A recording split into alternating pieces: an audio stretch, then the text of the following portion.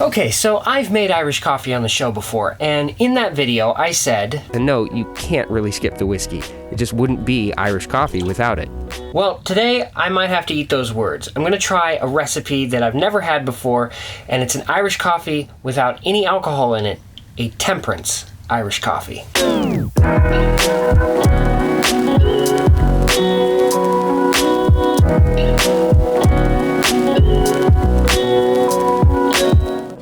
There is nothing particularly unique about this recipe, but I got it from Regarding Cocktails by Sasha Petraske, and I never want to miss an opportunity to give a free plug to my all-time favorite bar book.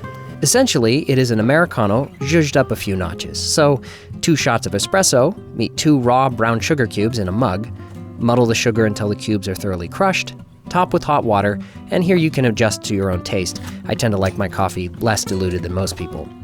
By the way, temperance means to be temperate or have self-control, so not being an alcoholic or an addict, or even things like having anger issues, etc.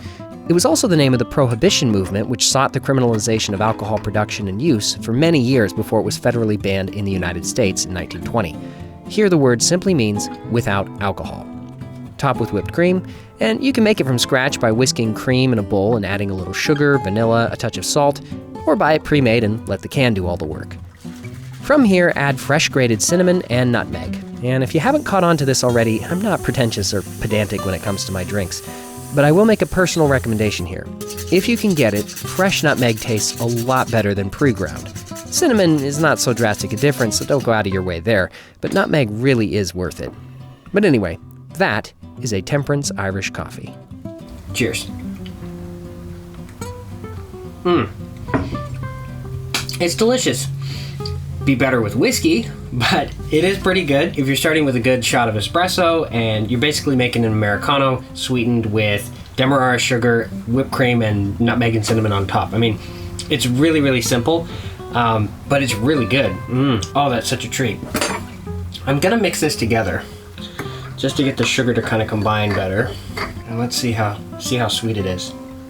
Not that much sweeter. Maybe that was some cream that was sinking to the bottom. I'm not sure. It was a lighter color. I assumed it was from some of the sugar cubes, but I could be wrong on it. So normally I always make an Irish coffee with a French press because it's easy and I like the mouthfeel on it, and when you're putting sugar and cream with it and whiskey, even though French press is not my preferred way to drink black coffee, I think it works really, really well in an Irish coffee.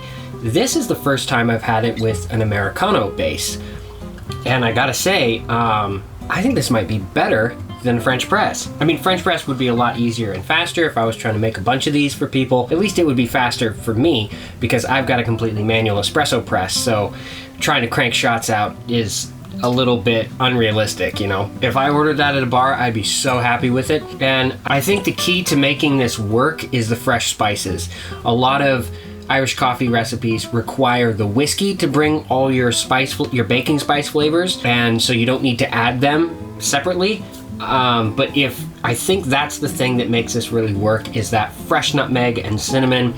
They really just tie it together and make it taste Irish. It tastes like Irish coffee, and I think it's those spices, because otherwise it's just black coffee with whipped cream and sugar, which is not Irish coffee, right? Irish coffee is its own kind of flavor profile, and this is just nailing it, and the only difference is it's got the spices in it. So 10 out of 10, I'm gonna make this again. Would highly recommend it to other people. This is delicious.